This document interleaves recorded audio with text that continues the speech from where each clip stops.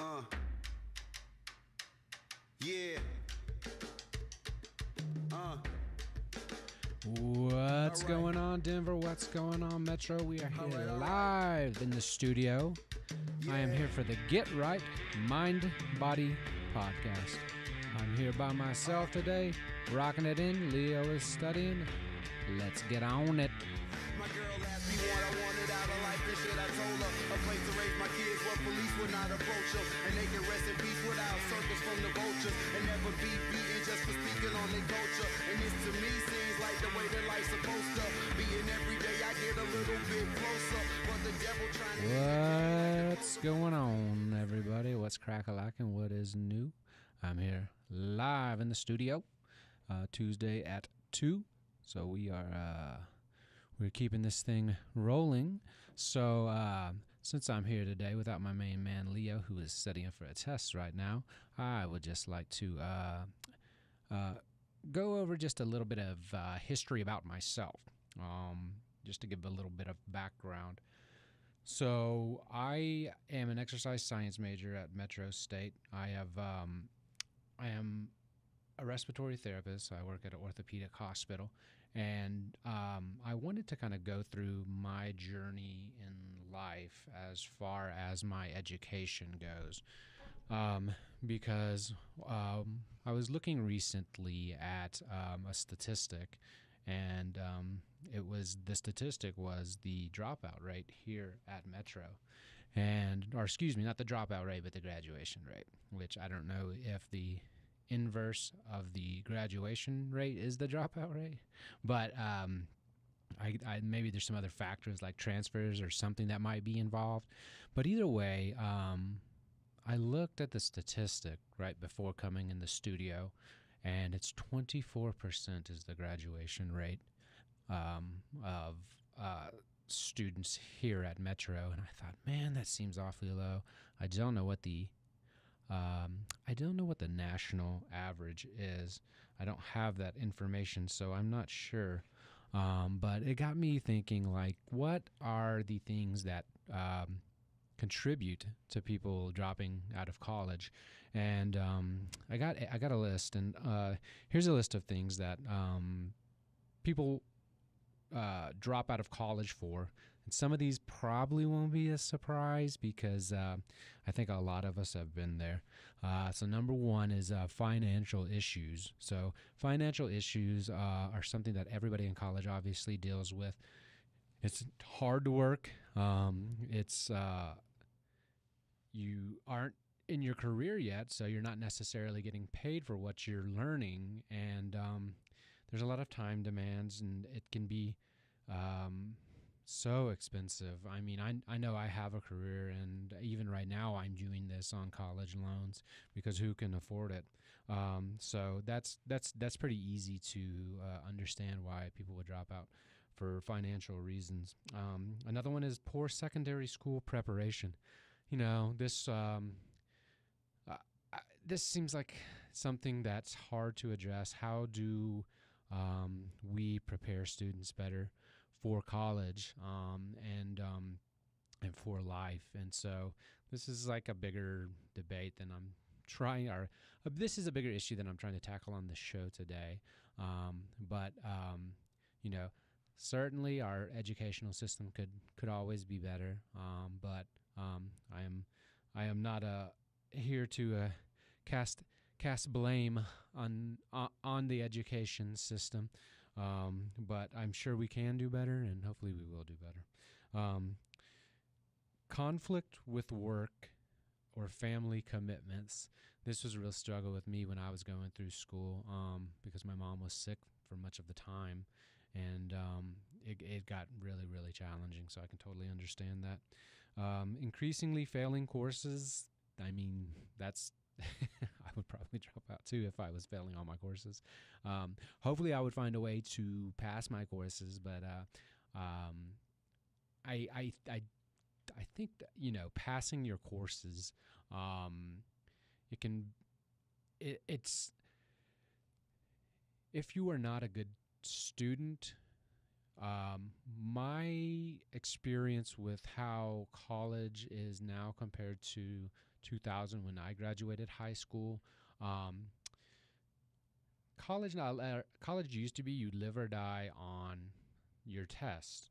A lot of classes they were literally set up where you had a midterm and a final, and the final might have been half your grade, the midterm might have been half your grade, or the final might have been twice the midterm, something like that.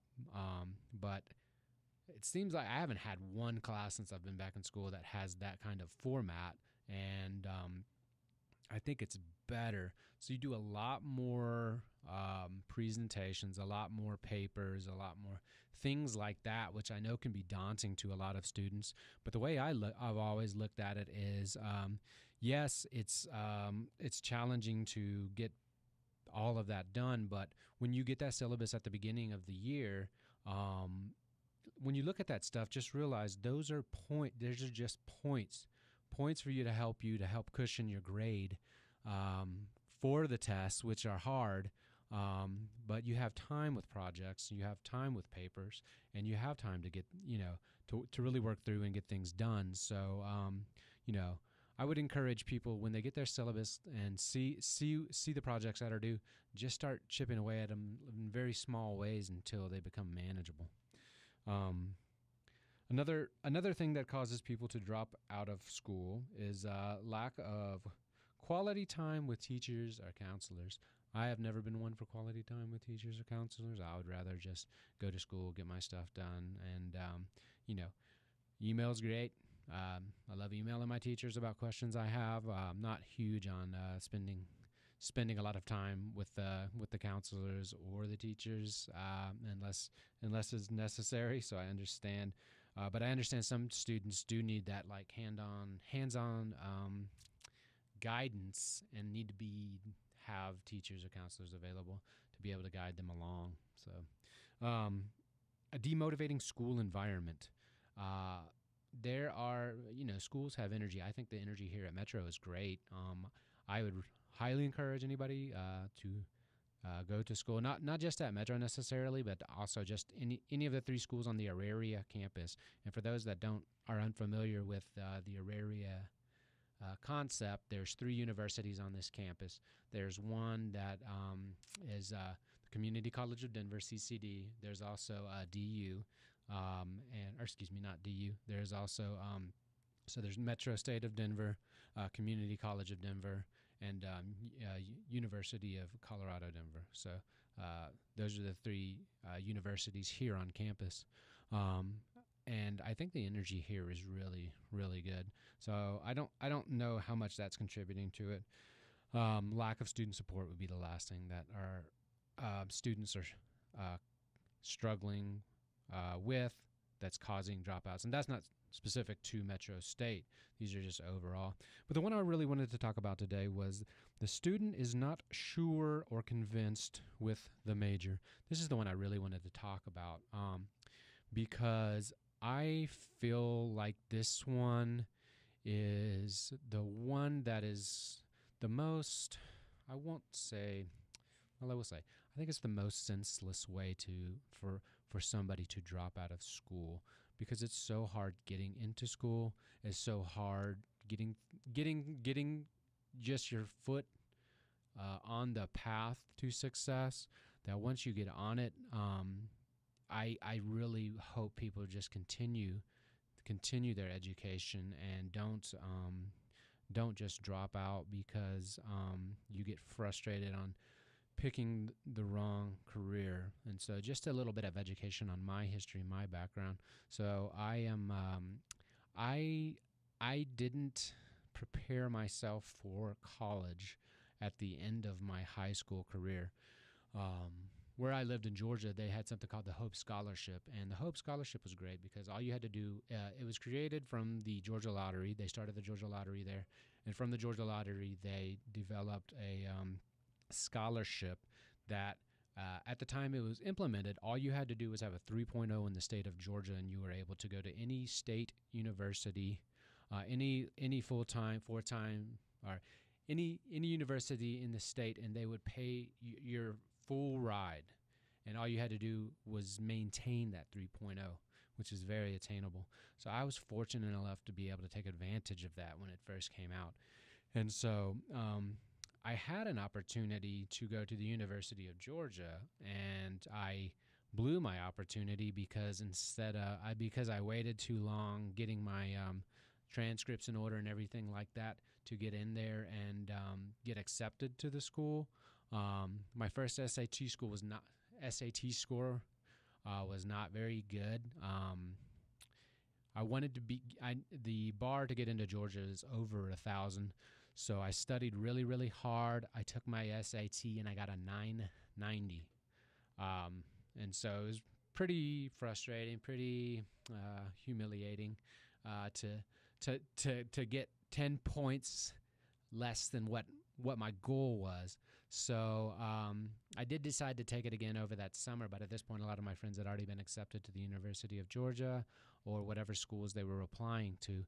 And I went and took it again, didn't study at all, and got a much, much higher score the second time I took it. And I think it's just because I went and relaxed. I was like, whatever, I don't, I really didn't take it that serious. And I think maybe I still was retaining all of the knowledge that I needed for it, but because of the fact that I wasn't all stressed out going in, it helped me, and it helped me go in and do pretty well on it.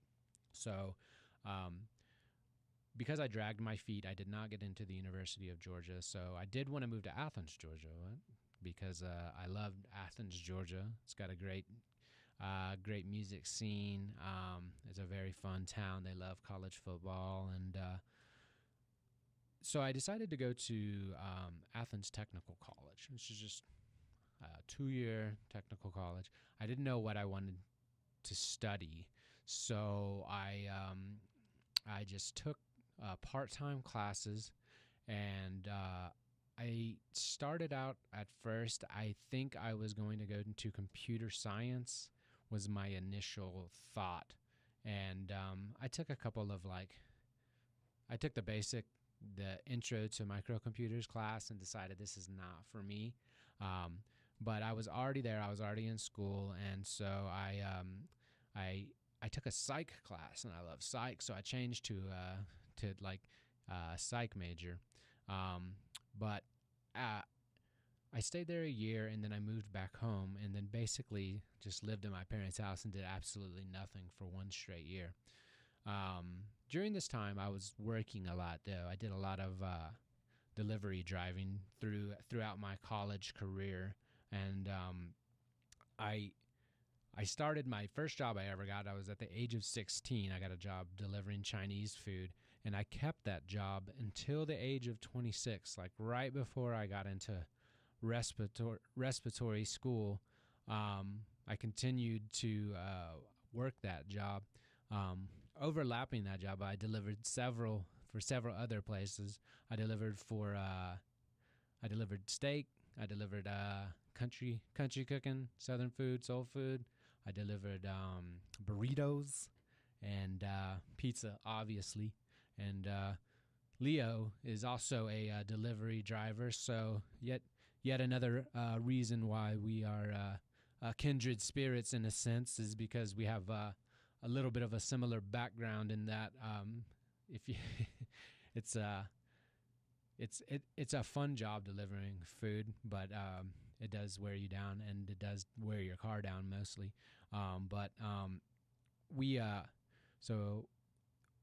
We both kind of experience the same work situation with delivering food, but I did that job throughout. But while I was up there in Athens, Georgia, I was also delivering food, and I moved back to I moved from Athens, Georgia, back to Columbus, Georgia, and then I continued my education, and I decided to be a business major. So I was working at Barnes & Noble at the time in the Barnes & Noble Cafe, and I was serving coffee. It's basically like a Starbucks within a Barnes & Noble.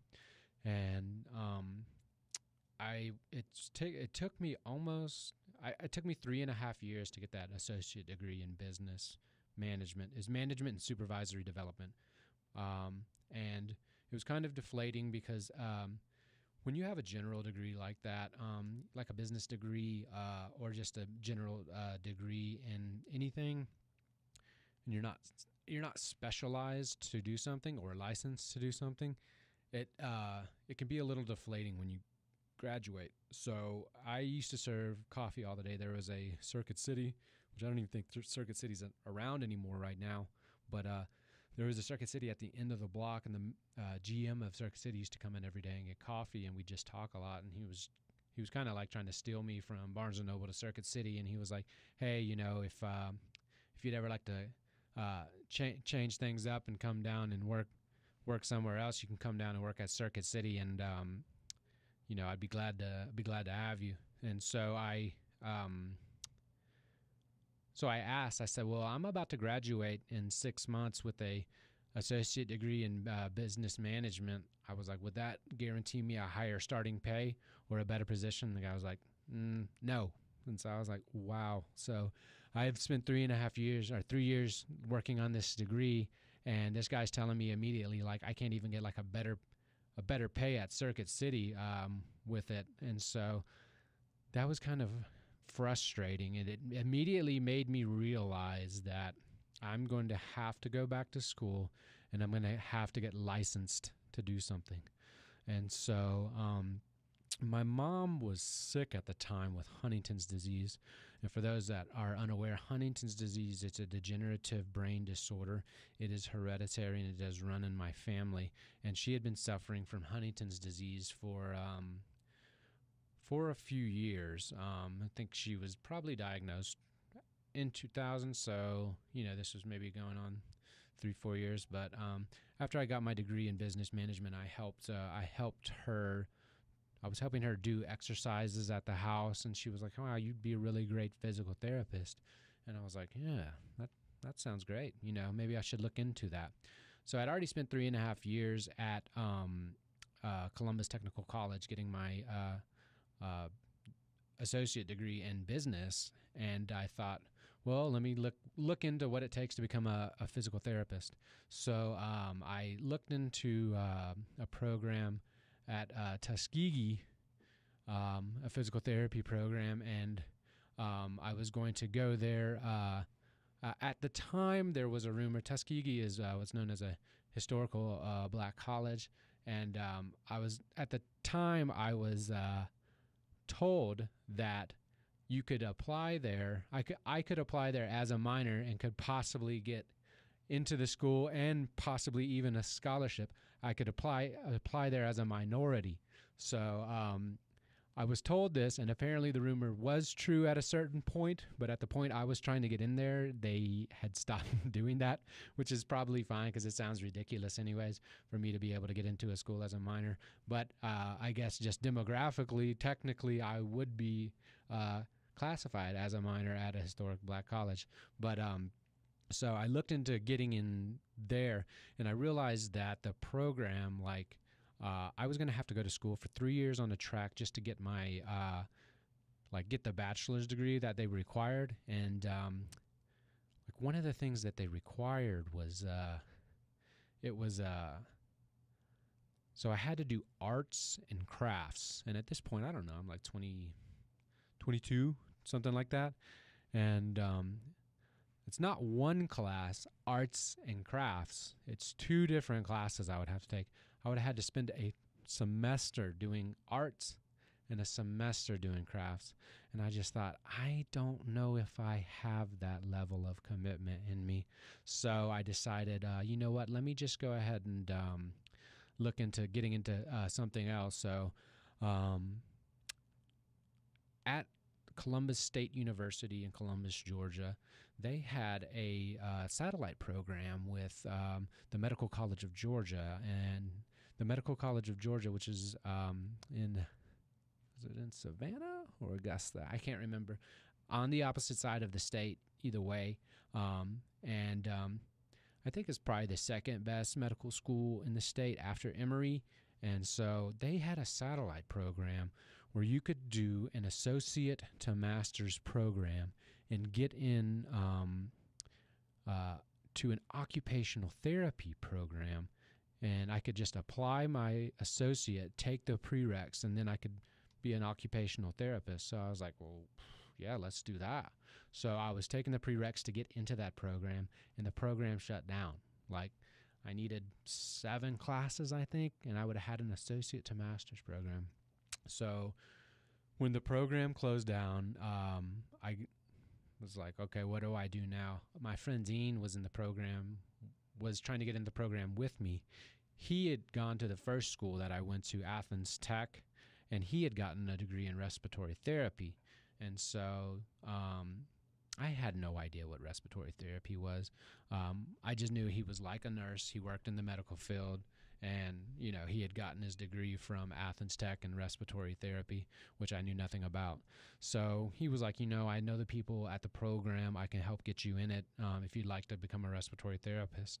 So basically, I decided at that time I'm going to just apply to, there were 4 medical programs that I was looking to apply into. Once again, I just decided I wanted to get licensed to do something that I could use, that when I get out, nobody can tell me that once I'm done, I won't be guaranteed a higher pay and I won't be guaranteed like a certain position. Because once you have a license to do something, it requires the rest of society to pay its due towards that license, in the sense that there are certain jobs that you cannot do without a license. And so if you're one of the people that has the job to do that license, society just intrinsically just has to pay a higher cost to your service than for services that don't require licensure in general. And I mean, I know there's always exceptions, but to be licensed to do something, I realized was a pretty big deal. And so I decided, well, let me just apply. There was a nursing program, a radiology program, a sonography program, and I think a dental hygienist. And so I was like, I'm just going to apply to all 4 programs and see what happens. The first one that happened to come up was a respiratory program. So when I went to talk to them and I interviewed with them, like, they were like, if you get into this program, you will be wearing scrubs and be in the hospital 1 year from today. And I was like, you know what, that sounds awesome. Let's do that. So I applied, I got in, and I became a respiratory therapist. Now, what is a respiratory therapist?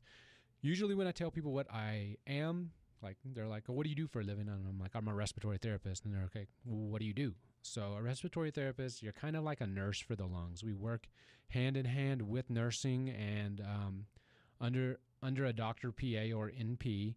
And we basically, obviously, we treat patients with respiratory issues, but we could be anywhere from oxygen management to breathing, aerosolized medication therapy, chest physiotherapy, positive pressure ventilation therapies. So basically, if someone comes in and they're having a problem with their oxygen, we can give them oxygen. If they're having problems breathing, we can give them breathing treatments via medication or via positive pressure devices and other devices to help clear secretions, dilate the lungs. There's positive pressure that we can use to oxygenate, help the patients oxygenate. And there's positive pressure that we can use to help the patient ventilate, which respiratory therapy or breathing basically boils down to 2 basic functions, oxygenating and and ventilating. And, oxygenating is pretty easy to understand. The other part is ventilating, which is getting rid of carbon dioxide, which requires you to either breathe deep enough or fast enough or a combination of the 2. To be able to breathe off the amount of carbon dioxide you need to for your body to maintain its regular homeostasis. And so I got into the respiratory therapy program, and by the time I was finished, I think I was almost 29 years old. Is that right? 29? When I started my career? Yeah, because I think I started the program when I was 25, 26. And it took about a year-ish to get my prereqs done. And then I spent a year or two, then I spent 2 years in the program. And This is where I encourage students to, um, you know, to go into a program like a medical field or something where you get licensed, because at this point I had worked at Barnes & Noble, but so prior to me graduating, I had worked at Barnes & Noble for 10 years, and prior to graduating from respiratory, I got a job in the hospital as a like an oxygen tech is what they called it, or a respiratory tech. And I got a job in the hospital making more prior to me graduating as a student in respiratory than my starting pay than with a 10 years of experience in retail. So that's why I think that I put a high value on either learning a trade or getting licensed to do something. However, just getting a general degree, if you don't know what you want to do, there's nothing wrong with just getting a general degree and figuring it out when you're done. I know it's expensive. I know you're going to have a ton of college debt, but it will open doors. It will open doors for you that you don't expect. It helped having that business degree. That helped me get into the respiratory therapy program because it looked good it reflected well on me that I'd completed a program. And a friend of mine, Brian, he works in pharmaceutical sales and does really well. He told me one time that all a degree is to an employer, it is a way to verify that you are trainable. Because if you can complete a degree, then that means they can educate you and teach you how to do certain tasks and teach you things that you need to know within the job itself. So just keep that in mind, that when employers look at college degrees, having the college degree means more so than what the college degree is oftentimes, and it's because of that very thing. So I wouldn't discourage people from finishing the degree that they already have already started. Or if you want to change, I would encourage you to change, to learn a skill, to learn a trait, or to get licensed to do something. In addition, you can do what I'm doing now in school. This is what I'm learning now. So I'm 36 years old, and I am back in school, and I am back to finish. So while I was trying to become an occupational therapist, I had signed up to be with an exercise science degree to get the classes I needed to get into that occupational therapy program. So I am back now finishing that degree. It won't necessarily translate to a raise in pay for me, or it won't open up a specific job for me, having a bachelor's degree in exercise science. But with me, it's one of my life goals. Both of my parents went to college and both got master's degrees and really inspired me. So I've always wanted to pursue a higher education degree, and I've always been stuck with my 2 associate degrees. So I decided that I wanted to go back to school to finish my bachelor's degree. And, so I'm here, I'm an exercise science major, but I'm utilizing the resources that the school has, which is something I think a lot of students don't do. Like, I am here recording a podcast, which is not something I've learned to do from any class. It's not something I get credit for, but, it's this new skill set I am learning in communication. And so I'm also taking advantage, like I've written for the school newspaper. And so these things, even though they don't all connect directly to like my patient care. I mean, this doesn't connect directly to it. However, you cannot foresee every job opportunity that comes up in your future. And so there's just no telling where any of this could lead. But, utilize the resources the school has. You'll never have a chance. I will never have a chance to record a podcast in a studio this nice on equipment like this for absolutely free. I would have to pay for studio time, or I'd have to build a studio, but to be able to have this stuff at the tip of my fingers, to be able to write for a paper and get my articles published a week later, that's huge. And so take advantage of the things that school has to offer, even sometimes if they don't directly apply to what your degree is. You can do things that are inside your realm of passion and what you want to do, and complete a degree in something and not have the end game necessarily not have the final end game clear, because that's what we're talking about, is continuing on your path and making sure that you finish what you start and you don't drop out of school. It's so important. So here's a good quote I found, and it's by an American politician, Chauncey Depew, who lived from 1834 to 1928. The first step towards getting somewhere is to decide that you are not going to stay where you are. So the journey is so important. It's so important, and I encourage everybody to continue on their journey and don't give up because of the frustration. Just know that there is a path that is laid out ahead of you and that you can continue on. If you decide to not continue on that direct path, there's nothing wrong with that, but don't stop walking. Make a lateral move. Maybe if you need to change programs, you can, but just don't give up. Just don't give up on your ultimate goal, which is to graduate college. So that's what I'm back in school doing right now, and it's obviously challenging. I work full time, and now I'm in school, and it's time consuming. It's really hard going back to school later in life. You have to redevelop. You spend so much of your life.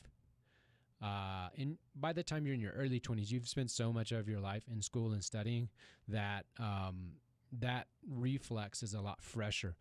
When you get out for a while, and I've been out for 10 years, and you come back in and you do it, it's, you have to redevelop your skill sets. You have to relearn how to study, how to take notes, a lot of small things. So the longer you stay out, the easier it is to stay away from school. And so just continue on your path, continue on your journey, and don't give up on it, because you have no idea what doors it'll open in the future.